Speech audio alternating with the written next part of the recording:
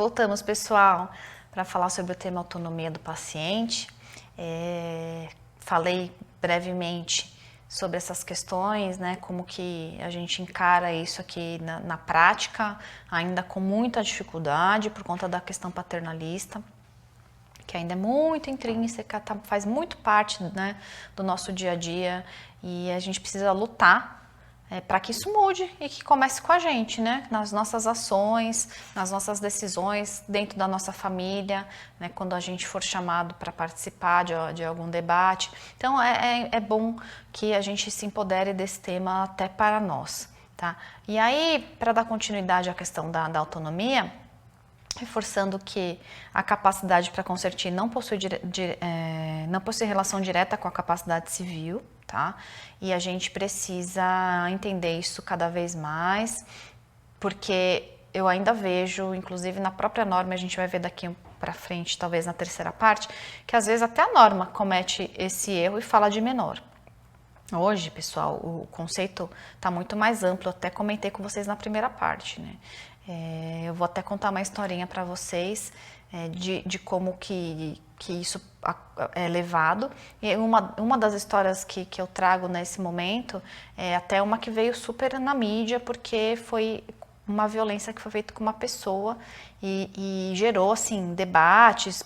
Muitas pessoas ficaram de um lado, muitas do outro, e eu vou trazer aqui para vocês. E tem relação com capacidade e maioridade. Existia um caso de uma adolescente que tinha 17 anos e beirando os 18, mas ele ainda não tinha completado a maioridade, e ele era um doente crônico, renal crônico, e é submetido à hemodiálise. Então ele tinha ele precisava fazer hemodiálise, né, periodicamente para se manter vivo, e um determinado momento ele não queria mais, tá?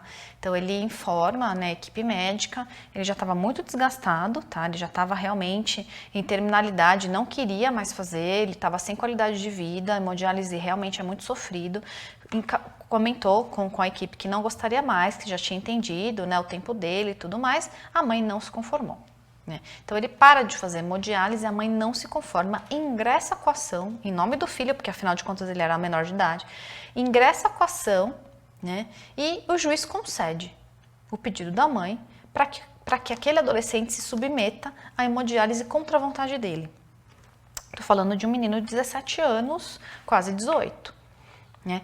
Essa decisão não se torna efetiva porque você vai fazer o quê? Amarrar o menino e levar para fazer hemodiálise, né? Como que você faz condução coercitiva? É quase impossível você executar uma decisão dessa. Mas o juiz concede com base na questão da maioridade. Mas a gente tem por outro lado, a gente tem alguns avanços, né?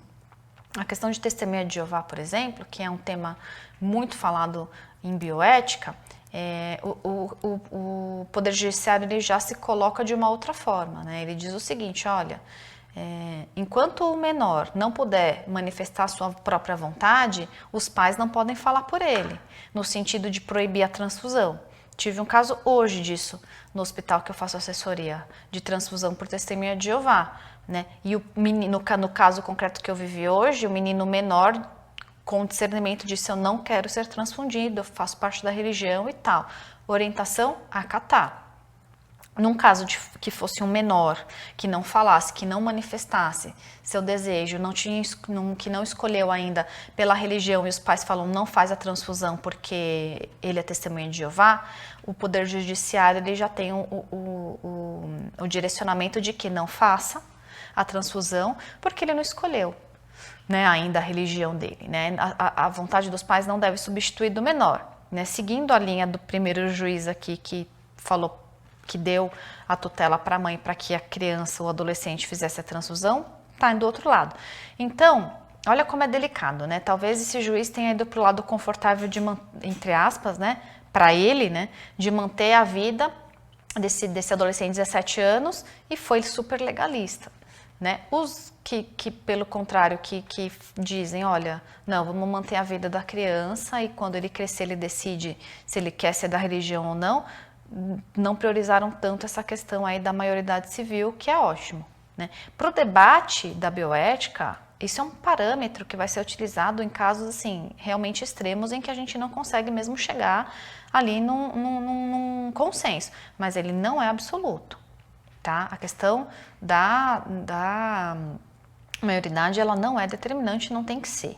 Tá? Inclusive, a gente tem o conceito de assentimento livre esclarecido, no caso de adolescente e criança, adolescente ou pessoa com transtorno ou doença mental, que não conseguem compreender 100%, então existe o documento do assentimento ou o instituto do assentimento, né? E que somado tem o consentimento do responsável legal também. Então, hoje o assentimento, ele tem previsão em algumas normas, tem previsão nas normas que disciplinam a pesquisa em seres humanos, em declarações universais aí de direitos humanos de bioética, e pouco usado, né? A gente pouco fala aqui da autonomia da criança, do adolescente, inclusive do doente mental. E quem que vai medir isso, pessoal? É o médico, né? O médico puxa, mas o médico ele quer uma regra. Geralmente ele quer a partir de 14 anos, a partir de 16 anos, ele quer que a gente determine uma regra, tá? E é injusto, tá? É injusto, e até a gente pode dar um direcionamento, uma diretriz, mas a gente não pode bater o martelo e falar a partir de 14. Então, 13 anos e 364 dias, não, mas virou 14, num dia eu já tenho aí essa autonomia. Não é assim que funciona. Tá? E o médico teria que medir aí essa autonomia e faz parte do exercício dele de entender. Até porque, gente, se a gente parte dessas premissas, a gente pode colocar a criança em perigo também. E aí nem criar uma conexão com a criança, com o adolescente, porque está sempre ali o pai junto, a mãe junto, alguém junto, né? Se ela estiver passando por uma aflição, algum problema, ela não consegue nem ter a liberdade de falar, não se sente à vontade. Como eu adiantei, a Declaração Universal sobre Bioética e Direitos Humanos, ela traz autonomia e consentimento de uma maneira muito bonita. Eu vou ler para vocês rapidamente. Autonomia e responsabilidade individual. Deve ser respeitada a autonomia dos indivíduos para tomar decisões quando possam ser responsáveis por essas decisões e respeitem a autonomia dos demais, né? Não é absoluto, né, pessoal? A gente já falou sobre isso. Devem ser tomadas medidas especiais para proteger direitos e interesse dos indivíduos não capazes de exercer autonomia. Então, aqueles que não conseguem exercer autonomia precisam ser protegidos. É esse que é a diretriz fundamental aqui, principal, né? Porque é o que eu falo, né? Homem, mulher que tenha discernimento, maior de idade, que possa expressar sua autonomia é, entre aspas, o fácil. O difícil são aquelas situações em que a pessoa ou está desacordada, ou é uma criança, ou é um velho que já está perdendo a cognição, aí que o negócio complica, né? Que a gente precisa estar maduro para decidir. Consentimento. Qualquer intervenção médica preventiva, diagnóstica e terapêutica só deve ser realizada com um consentimento prévio, livre e esclarecido do indivíduo envolvido, baseado em informação adequada. O consentimento deveria, onde apropriado, ser manifesto e pode ser retirado pelo indivíduo envolvido a qualquer momento, por qualquer razão, sem acarretar desvantagem ou preconceito. E sem questionar. Né, sem julgar. A gente não está aqui para julgar se a pessoa vai ou não continuar e por quê, e as próprias decisões com base na autonomia não requer nenhum tipo de julgamento de ninguém. Essa é a dificuldade que a gente tem, não julgar.